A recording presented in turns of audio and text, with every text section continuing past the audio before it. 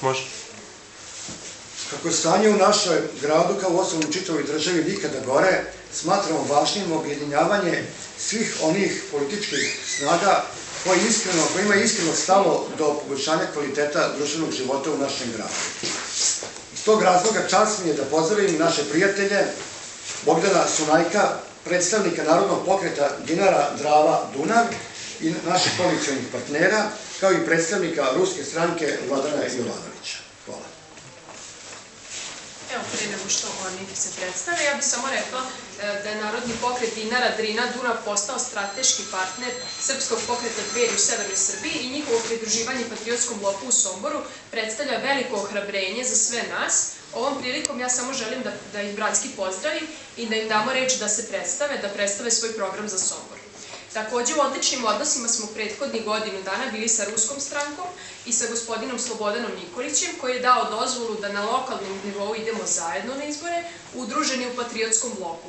Dveri su strateški okrenute ka Rusiji, tako da je ovo prirodna koalicija.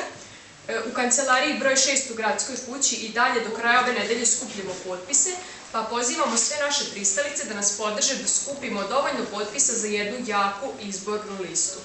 Na ovoj konferenciji daćemo reč naše braći da se obrate i predstave svoje programe i svoju ulogu u Patriotskom bloku. Izvolite. Pre svega pozdrav svima prisutnima, medijima, građanima Sombora.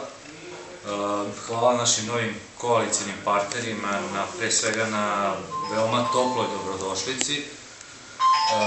Mi kao pokret i ja lično veoma smo zadovoljni stvaranjem jedne ovakve koalicije iz razloga što smatramo da je ona jedan najprirodniji mogući sled stvari, iz razloga što su nam programi maltene identični u nekim svojim osnovama. Tako da smatram da ovako ujedinjeni možemo da napravimo mnogo bolji, mnogo kvalitetniji rezultat nego da smo išli rasuti svako pojedinačno.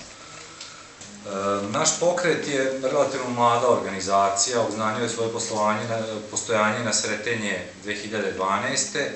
da bi negde prošle godine u julu mesecu postao i politička stranka, mada smo u duši ostali i dalje Narodni pokret, što je, da kažem, naša osnova.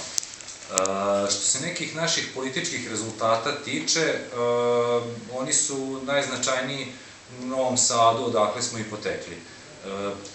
Tamo imamo stvarno ozbiljne rezultate u pojedinim mesnim zajednicama, na primjer Stari Ledinci, od mogućih 7 članova saveta, 6 su naši ljudi. Naše političko delovanje u Somboru je nekih 2 godine otprilike. Prvi put smo se pojavili kao na izborima za mesnu zajednicu Kljajićevo. Tamo smo po meni ostvarili zavidan rezultat, tako da u duhu tog rezultata očekujemo nove uspehe već 24. aprila zajedno sa ovom našom novom koalicijom. Eto, toliko od nas, hvala. Želim da vas pozdravim u ime Ruske stranke i naglasio bih samo 2 stvari. Prva je da je Ruska stranka jedina koja na ovom prostoru koja ima podršku 4. evropskog departmana Ruske ambasade u Beogradu i naš dosledni princip je nikada u NATO i ne u Evropsku uniju. To je u stvari i baza naše koalicije. Pozvao bih sve glasače da dođu i glasaju za Patriotski blok i Rusku stranu. Još jednu pojavu bih hteo da naglasim, a to je da je u zadnje vreme nastala velika, jako puno novih proruskih stranki, deklarativno su se pojavile. Između ostalog pojavila se neka nova jedinstvena ruska stranka i moram da skrenem pažnju da je u pitanju satelitska stranka ove vlasti, koja ima za cilj da odlomi i oslabi zdravi ruski korpus na ovim prostorima. Vodite računa kome dajete svoj glas, raspitajte se, ali kao što sam malo pre naznačio, jedina prava ruska stranka u Srbiji je Ruska stranka. Glasite za nas. Hvala.